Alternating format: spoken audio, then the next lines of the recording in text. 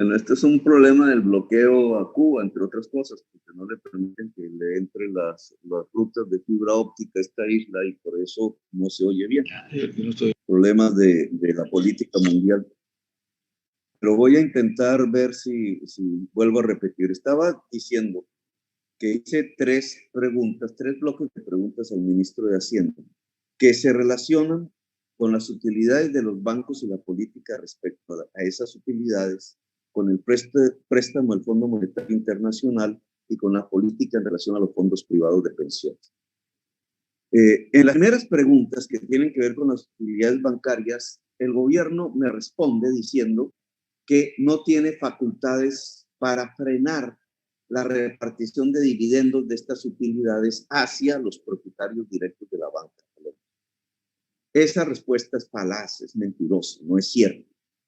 En medio de la pandemia, los dueños de la banca se apropiaron de cerca de 8 o 9 billones de pesos en repartición de utilidades. Claro, alguien dirá, pero es que son las utilidades de la banca. No es cierto. La banca en sí misma no genera por sí utilidades. Las utilidades de la banca se generan por transferencia de dineros y de riqueza que sí se produce en el sector de la producción. La gestión entre el ahorro de este sector productivo, de la sociedad misma, y los créditos que se entregan a este mismo sector productivo, esa gestión, esa intermediación es la que genera un diferencial que se llama utilidades de la banca.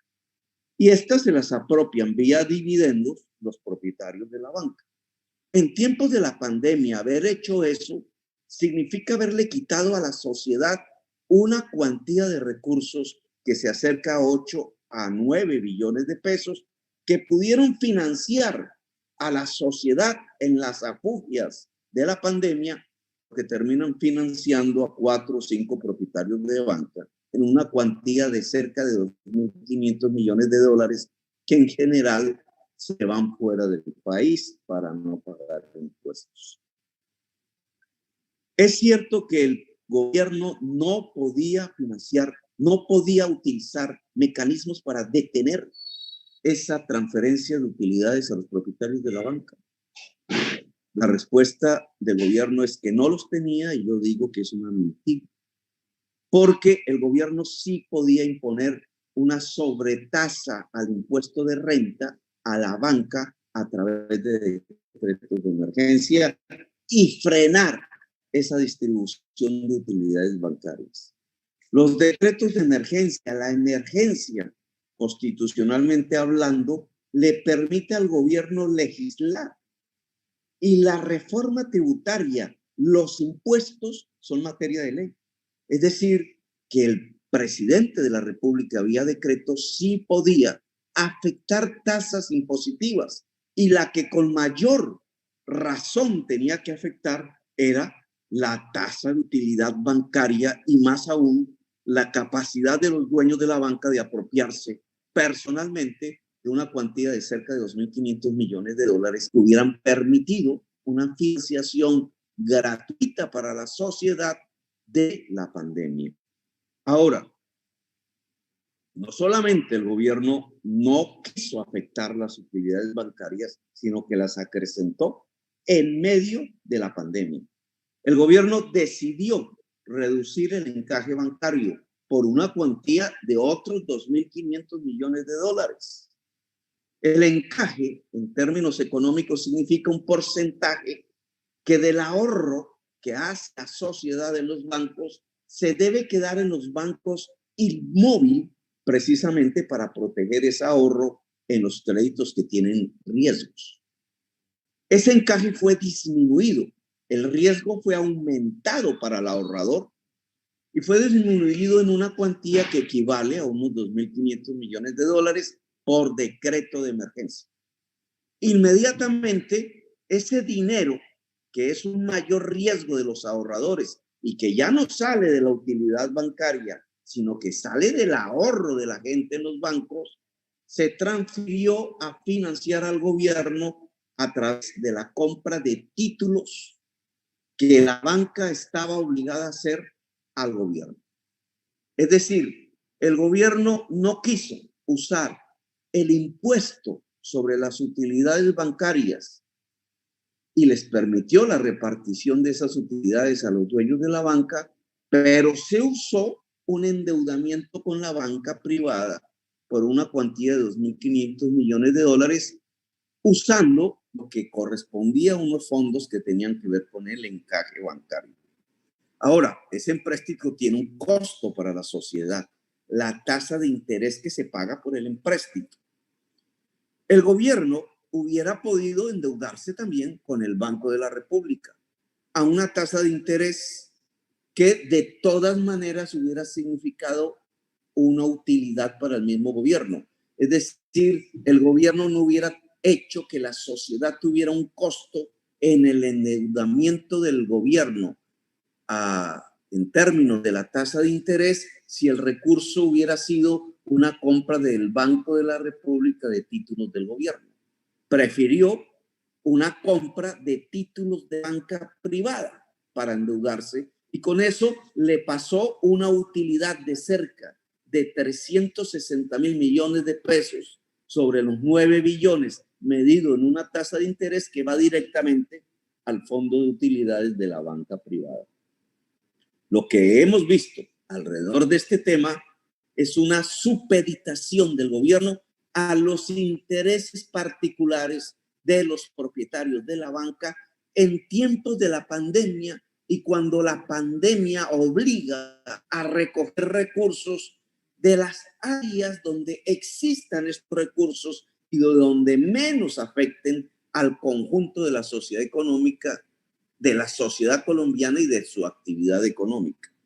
Así que la respuesta del ministro de Hacienda diciendo que no tenía instrumentos y que entonces le era obligatorio engordar aún más las finanzas de los propietarios de los bancos del país me parece absurda, falaz. Estamos viviendo una especie de dictadura de la oligarquía, no de democracia. Vista la oligarquía hoy como una especie de articulación entre grandes poseedores de bancos, grandes constructores y grandes mega narcoterratenientes que se confunden todos entre sí en la misma bolsa de negocios. La segunda parte de mis preguntas al ministro de Hacienda tiene que ver con el empréstito con el Fondo Monetario Internacional y la relación que este tendría con las reservas internacionales, un tema que ya toqué anteriormente. De hecho, el empréstito hecho con la banca privada, con pago de intereses, al final pues se tiene que pagar. Y ese pago puede provenir de otro préstamo, el préstamo con el Fondo Monetario Internacional, que ya fue aprobado. La pregunta es, ¿a qué tasa de interés? Y no me la respondió el ministro, se contrató ese empréstito por 11.000 millones de dólares. En general, hoy, en virtud también de las consecuencias económicas de la pandemia, los títulos del gobierno de los Estados Unidos, por ejemplo, tienen hoy una tasa de interés cero. Es decir, como los inversionistas en la escala mundial tienen mucho riesgo ya en sus inversiones, que antes hubieran sido catalogadas de normales, buscan las inversiones menos riesgosas. Y las inversiones menos riesgosas hoy son las deudas con los gobiernos, con los estados, porque tienen la garantía del presupuesto, es decir, de los impuestos que paga toda la sociedad. Por eso la tasa de interés de un título hoy del gobierno de los Estados Unidos vale 0%. Habría que ver por qué entonces una inversión tan poco riesgosa como comprar títulos del gobierno al interior de Colombia sí se hizo con una tasa de interés real para los propietarios de la banca privada. Ahora, al ser 0% la tasa de interés de los títulos del gobierno de los Estados Unidos, nuestras reservas internacionales que generalmente compran este tipo de títulos no están teniendo rentabilidad. Las utilidades del Banco de la República van a disminuir el año entrante. Si nuestras reservas internacionales no están teniendo utilidad en el extranjero. ¿Por qué nos endeudamos con el Fondo Monetario Internacional a una tasa real de interés en dólares en lugar de haber usado una parte de las reservas internacionales? En el informe del Banco de la República al Congreso de Colombia se lee que nos están sobrando 7.000 millones de dólares de reservas internacionales. ¿Por qué no las usamos? Si esa es la cuantía que hasta ahora ha usado el gobierno para financiar la crisis de la pandemia y que se ha convertido más en una transferencia a la banca privada colombiana. ¿Por qué no las usamos si es a 0% de interés? ¿Por qué usamos el FMI con tasa de interés real si es mucho más caro y costoso para la sociedad colombiana? El ministro de Hacienda dice que no sobran esos recursos o que hay una gran discusión en unos que dicen que sí y otros que dicen que no. El informe oficial del Banco de la República al Congreso de Colombia dice que, usado el indicador que implica que las reservas internacionales deben financiar las importaciones y los flujos de capital hacia afuera de Colombia en un espacio temporal, aún con ese indicador sobran 7.000 millones de dólares. Ese es el informe oficial del Banco de la República. ¿Por qué no los usamos y sí nos endeudamos? Y tercer aspecto de mis preguntas, los fondos privados de pensiones. Y la pregunta tiene que ver con lo siguiente. Los fondos privados de pensiones, a partir de la Ley 100, que adicionalmente privatizó no solamente las pensiones, sino la salud en Colombia, provocan que el ahorro forzado de los colombianos que trabajan formalmente va hacia unos fondos privados cuyos propietarios son los dos más grandes bancos del país, los bancos de Luis Carlos Sarmiento Angulo y los bancos del Grupo Empresarial Antioqueño. Ellos manejan cerca de 200 billones de pesos en cotizaciones acumuladas. Esos dineros son puestos en el mercado de capitales y lo activó, la verdad sea dicha, se compran TES en los Estados Unidos que hoy no tienen rentabilidad o hacen inversiones riesgosas fuera del país. Muchas de esas inversiones fueron a parar en ollas de la corrupción, como fue el caso de la Ruta del Sol 2, porque el propietario en uno de estos fondos era a su vez el propietario del contrato para hacer la carretera y se tumbó los recursos por $500 millones de pesos. Estos fondos privados, al estar invertidos en los mercados de capitales, estos mercados de capitales son hoy altísimamente riesgosos y no lo van a hacer en el corto plazo, mientras dura la pandemia, sino que la crisis económica mundial, como se demostró en el año 2008 cuando cayeron las bolsas por el uso fraudulento de recursos de ahorro en títulos del mercado secundario de la vivienda, se ha propagado por todo el mundo y será una crisis de larga duración. Va a ser un ciclo largo recesivo, como dijera el economista Kuznets. Vamos hacia una década de bajo crecimiento económico en el mundo. Por tanto, el mercado de capitales no va a dar rentabilidades. Y el ahorro pensional de millones de trabajadores de Colombia hoy, unos más viejos, otros menos.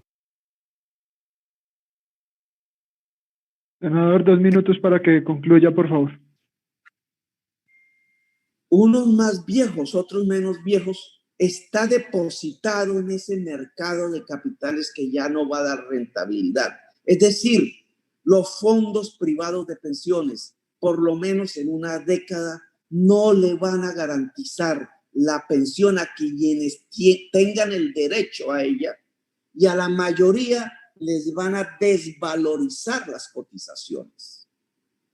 Lo que ha hecho el gobierno nacional, al contrario, es subsidiarlos, cuando hoy debería haber, vía los decretos de emergencia, una reforma fundamental para proteger el ahorro pensional de los trabajadores de Colombia y de sus empresarios, que debería ser fortalecer Colpensiones de manera definitiva, dado que el mercado que sustentaba la rentabilidad a los fondos privados de pensiones y, por tanto, a las cotizaciones de los trabajadores, ya no va a existir en la rentabilidad adecuada para permitirlo en la próxima década.